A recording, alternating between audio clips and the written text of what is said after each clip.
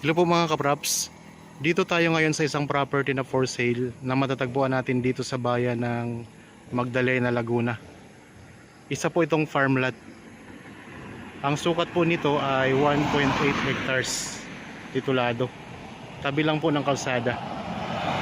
Ang direksyon na ito ay papunta po sa town proper ng Magdalena. Wala pang 3 minuto, nasa town proper na tayo mga kapraps ng Magdalena. Ang boundary nito ay simula po dyan, itong may bahay na to, hanggang doon po, yun sa may kubo doon na maliit. Ayan. So mga frontage nito mga kapraps ay nasa mahigit 40 meters. Okay, pasok po tayo.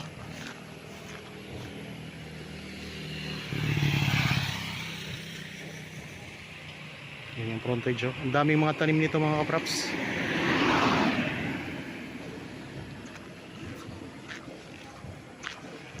Tapos dito sa dito sa harapan ng property meron siyang maliit na daluyan ng tubig. Yan. Tapos pasok na po yung sasakyan dito. Yan, ito yung daanan natin para may pasok ang sasakyan sa loob. Palibot na po ito ng bakod. Pasok po kami kuya. Yan, merong gate dito sa harapan. Ay mga kapraps.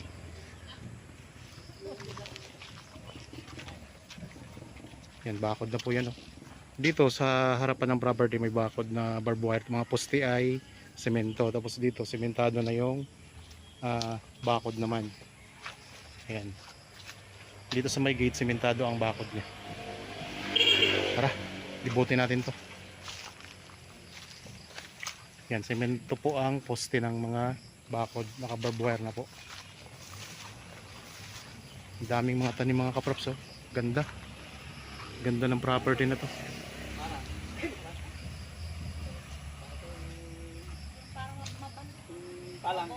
Mabolo no. Mabolo. Ito, mayroon puno ng mabolo. Yung mga bunga ng mga kapraps, oh.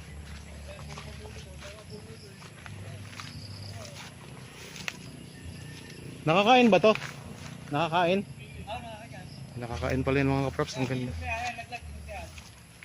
Ito, may daming nalaglag, oh. Mga puno, mga bunga ng mabolo. Yan dito mga kaprops. Yan, may mga katabi din kayong property din. Yan, ang laki ng puno ng ng durian. Napakalinis ng property na to.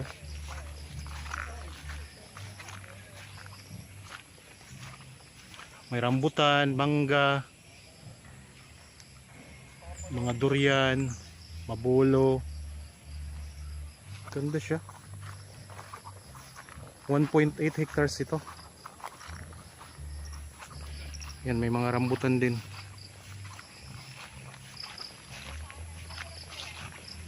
Ito, rambutan mga kaprops, may mga bulaklak na.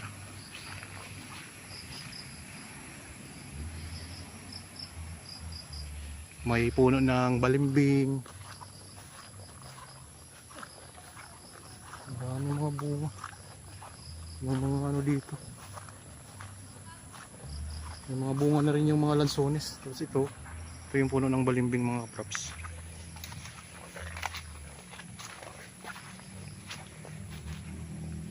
Yan ito mga lansones.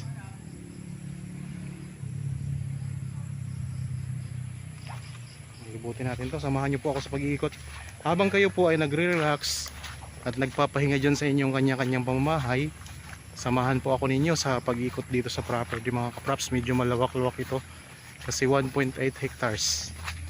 Ang presyo nito ay makikita nyo sa description box at sa title nitong video. Tabing kalsada, tabing main road, napakalapit lang po sa bayan. At meron na dito ang access ng kuryente at saka tubig. Daming mga tanim na mga prutas, mga puno. Ito, may mga good lumber dito. Yung mga tanim. Ito, may puno ng pili, ah. Yan, meron ding puno ng pili. Maraming puno ng pili. puno ng pili mga kapraps.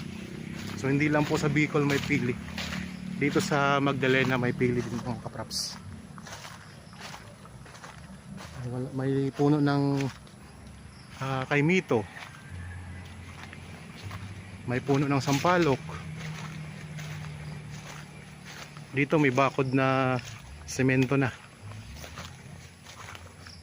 Marami siyang tanim na pili. Ayun, ang daming tanim na pili mga kaprops.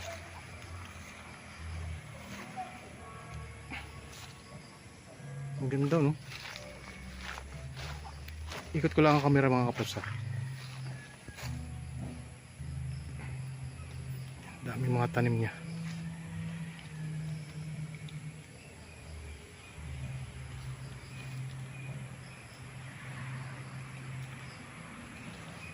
Ang Magdalena mga kaprops ay katabi po ng bayan ng Pagsanhan, Santa Cruz. Malapit lang po sa Pila, Nagkarlan, Liliw. Katabi din po ng Mahayhay. Ito mga kaprops ay rambutan yan. Tapos ito yung puno ng langka. Yan, may mga bahayan po sa labas na po yan ng property. Yan sakop yung mga bahay na yan. Yan, hanggang dyan lang tayo sa bakod na yan na barbed wire. Tapos ayan lang po ang kalsada. Yan, ang kalsada mga kaprops. May bakod na sa palibot. At tingnan nyo, ang dami mga tanim, no? Ang lupa ay Carabao grass na.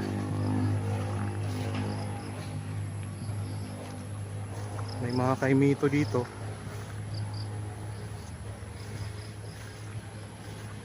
Mga durian, mangga, doon mga pili. Ang mga pili yung dinaanan natin kanina. Ito sampalok. Tara, ikutin pa natin to.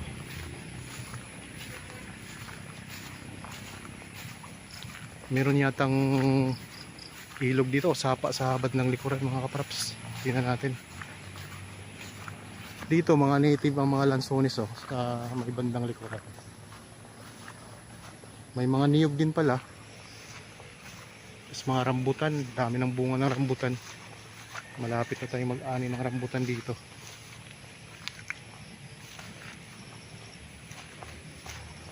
Ayun, dinig nyo na mga kapraps ang lagaslas ng tubig, no?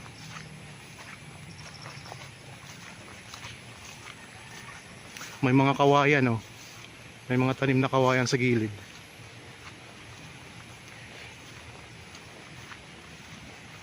Napatag ang lupa doon. Yan yun.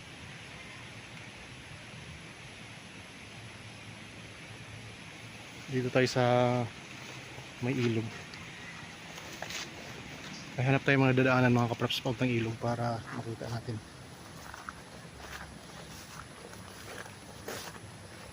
Ano kaya itong puno na ito? Meron na rin siyang mga bunga. Ayun, oh. Hindi ko lang alam kung anong pangalan ng puno na to. Baka alam nyo mga kapraps, i-comment nyo na lang po kung ano itong puno na to.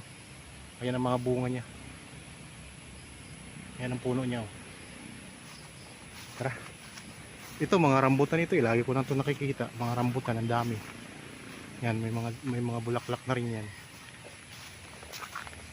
Ganda ng property mga kapraps. Magtayo ka ng bahay dyan sa gitna, oh. Tapos sa palibot mo, ang ganda. Dami mga prutas.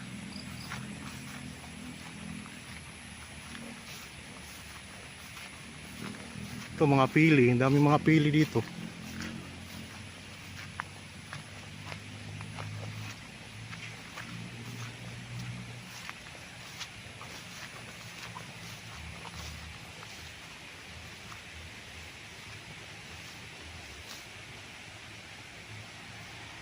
Dito may mga kawayan sa tabi ng sapa. Tingnan natin para makita rin natin mga kapraps. Nandito mga durian, daming durian, oh. Mamaya pupunta tayo doon, marami pa doon mga tanim. 1.8 hectares kasi ito kaya medyo malawak. Medyo malawak ang ating ikutin. Ups, daan tayo.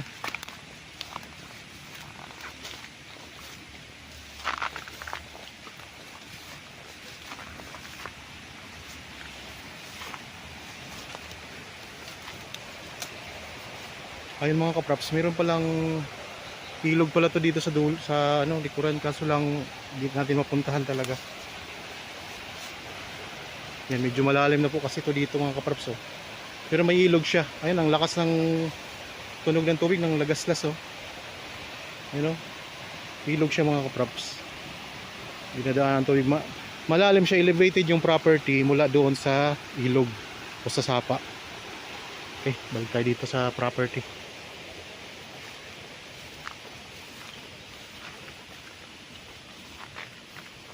Ganda, mayroong ilog sa likurang bahagi.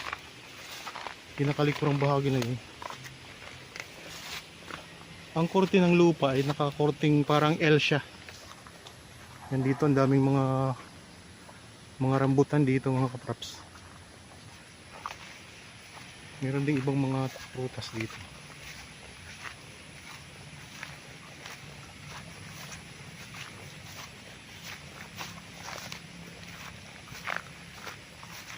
Palibot na talaga siya ng ano, bakod.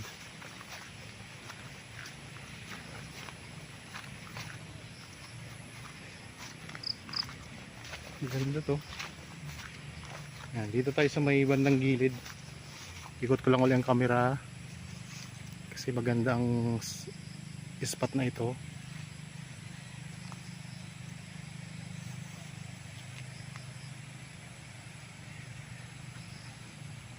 Iba't ibang prutas mga kapraps. Durian, pili, balimbing. Marami ding mga rambutan, may mga lansones. Patag na patag ang lupa. May puno ng langka. Marami.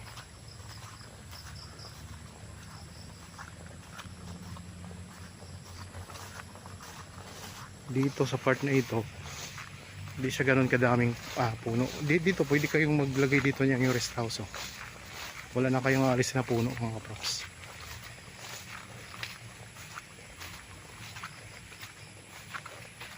Meron pang alagang baka.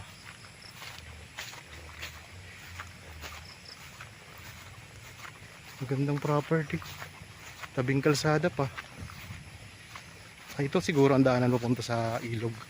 Sa makakapunta na tayo.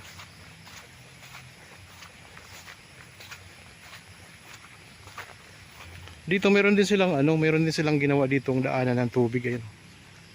May daanan din dito na tubig.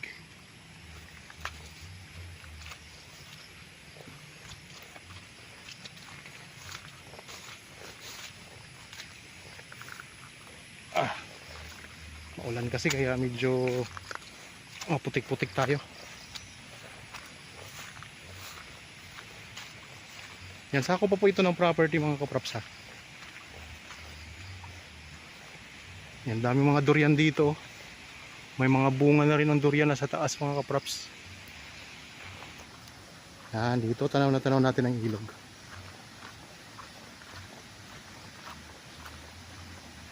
Okay, meron ditong daanan papunta po doon sa kabila kasi meron silang tulay na kawayan dito.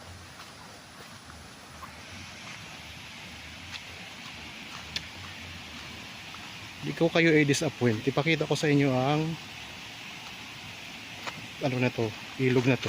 Madulas lang mga kaprops. Ayan, tanaw na natin dito mga kaprops, oh.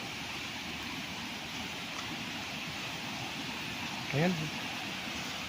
Ayan, no. Yun yung pinaka-boundary nitong property. Kapit pa tayong konti, baka piniritso tayo. Madulas mga kaprops. So kahit medyo maulan ay dito pa rin tayo. Tuloy-tuloy pa rin ang pagpapakita ko sa inyo ng mga property na magaganda. Ayan. Ayan ang ilog mga kaprops na boundary nitong property.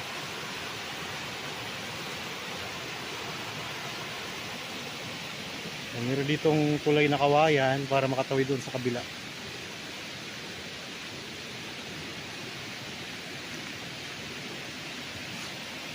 Ito ay nandito sa bayan ng Magdalena, Laguna mga kaprops, ha. 1.8 hectares. Ito ay titulado. Malapit to sa bayan. Daming mga prutas.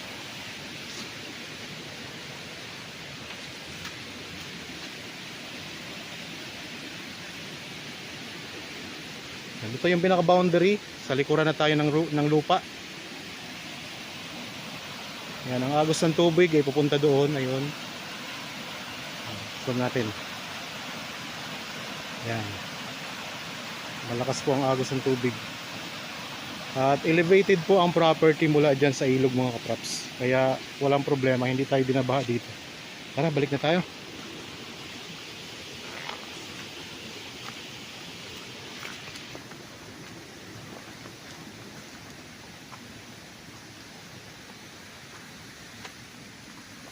Yan, dito marami ding mga puno ng pili.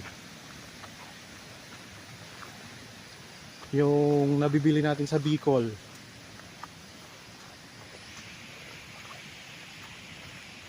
Hindi lang po sa Bicol ang may pili mga kapraps.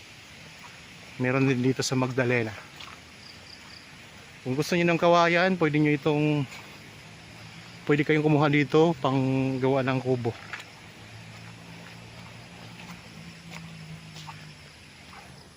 Yun po ang pinakadulo ng property, maraming tanim na durian.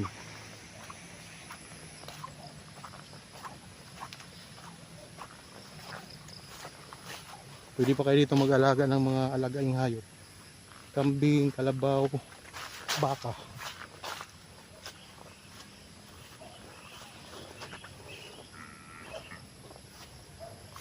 Ito may santol dito. May santol. Yan yung pinaka-boundary mga kapraps.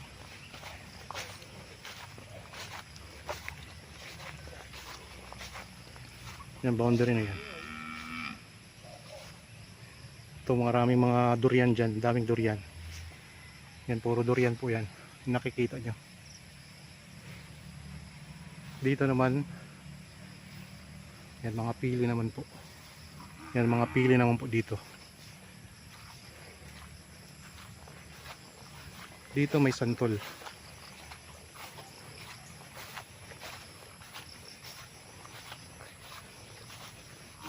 Yung mga nalaglag, mga bunga.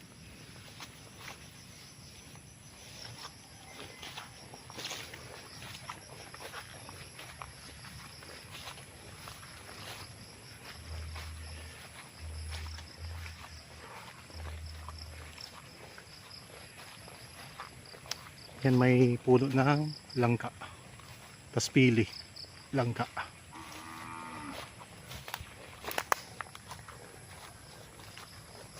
Sa mga naghahanap po ng property dito sa Magdalena, sa mga nanonood ngayon, ang ganda po nito mga kapraps. Mayroong santol, mga lansones. Ito mga langka. Daming pili siya.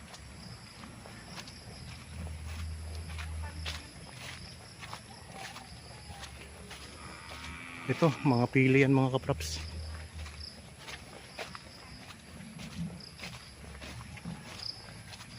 Kung nagustuhan nyo po mga kapraps, kontakin nyo lang po kami sa mga contact details na nandyan po sa inyong mga screen. Mayroon tayong Viber, cellphone number, Facebook Messenger, WhatsApp. Tapos mababasa nyo naman po ang mga detalye sa description box. Kung meron kayong hindi nakita doon, hindi nasagot ang inyong tanong, dan pwede kayong tumawag sa amin. Kontakin nyo lang po kami.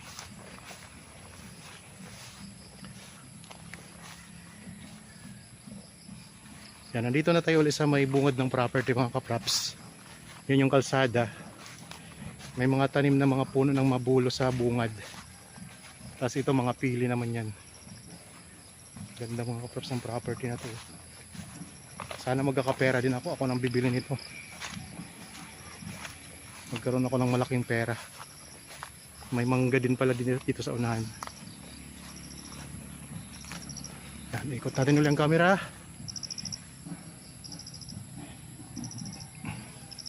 Sa mga bago pa lang po sa aking channel at napadaan lang dito sa aking channel, huwag nyo pong kalimutang mag-subscribe at pindutin na rin po ang notification bell para maging updated kayo sa mga bagong property na i-offer namin.